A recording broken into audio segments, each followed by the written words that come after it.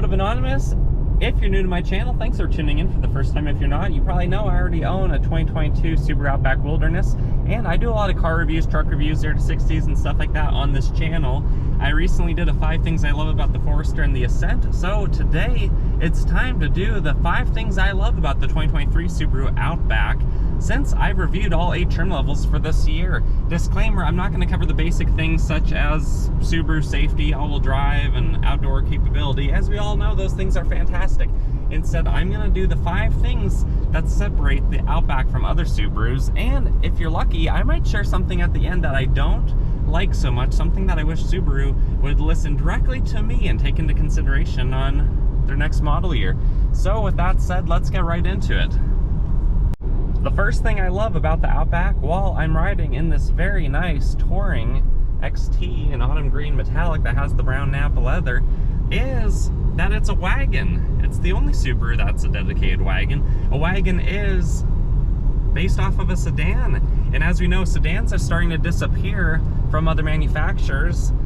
There's not a whole lot of them left, and most of the other wagons you can get today, now that the Buick Roadmaster's gone and a bunch of other old school GM and Ford products like the old Taurus wagon, are high-end wagons such as the RS6 Avant from Audi, the AMG wagon. Those things cost over 100 grand. They're the epitome of luxury while being practical, and for that reason I really like that Subaru has kept the wagon. And it's kind of interesting that the Outback version of the Legacy outsells the Legacy about 7 or 8 to 1, depending on which given year you're looking at.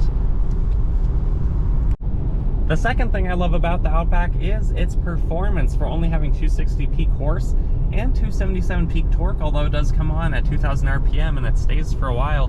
Those numbers are not ginormous, yet this wagon that weighs almost 4,000 pounds is actually pretty quick. In my own testing on my Wilderness, it's done a true 0 to 60 in as fast as 6.29. Keep in mind, I live at about 4,000 feet of altitude, so that's quite impressive. Without the foot of rollout, it would have been rated 6.0, the way the magazine would have done it. So these do exceptionally well. Even non-Wilderness versions like this that have the regular final drive ratio, they do quite well. They get right up to speed, and they just drive so smoothly, so incredibly well. I really think that they put their power down in a way that might surprise you based off of those numbers. The next thing I love about this is the capacity and the capability, in the sense that is specific to the Outback. If you have a turbo, you can tow 3,500 pounds. If you have the regular boxer, you can tow 2,700 pounds. If you have the Wilderness, you can have 700 pounds statically on the roof for like a rooftop tent, or messing around with your buddies, whatever you're going to be doing up there, or dynamically driving, you can fit over 200 pounds on the roof. Additionally, your occupant's capacity, or payload as you might call it, is 1,200 pounds on most Outback models, so you can fit a lot of people and a lot of stuff up to that 1,200 pound max capacity. Additionally, if you have the driver and passenger front seats all the way forward, you have about 82 inches from the back of the hatch closing. That means 6 foot 10 inches.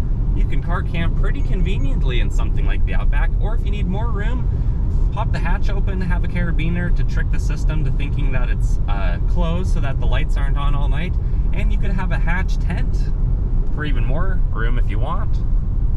Pretty cool. The next thing I love about the Outback, the fourth thing, is that there's 8 different trim levels. So you can get one for under 30 grand, or you can get a Touring XT like this that's closer to 45 grand. So there's basically one for every budget, with the max option being less than the average new car. Of course, averages are skewed over medians in typical consideration, but check it out. The interior of something like this is just so exceptionally nice to be in. All the soft touch materials, all the brown leathers. Who wouldn't want to spend some time in here?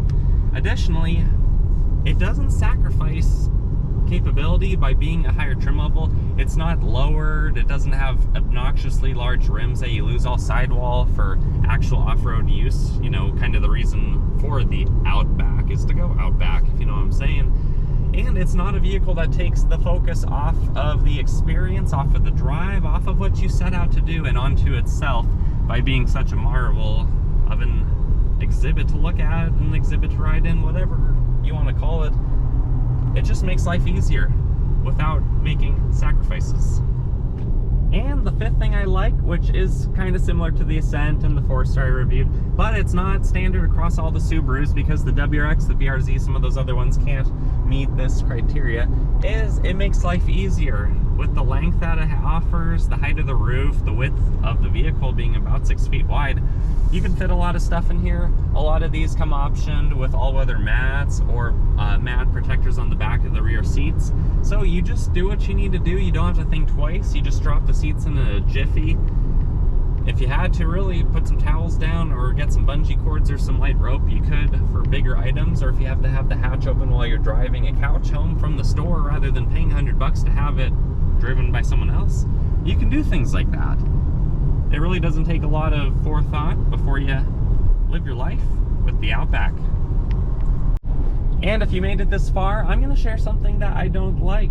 Bear with me, guys. I hope I don't lose any credibility with you, but hear me out. Where is the 350 to 400 plus horsepower rear-wheel drive focused wagon that potentially has the BRZ 6-speed manual transmission in it?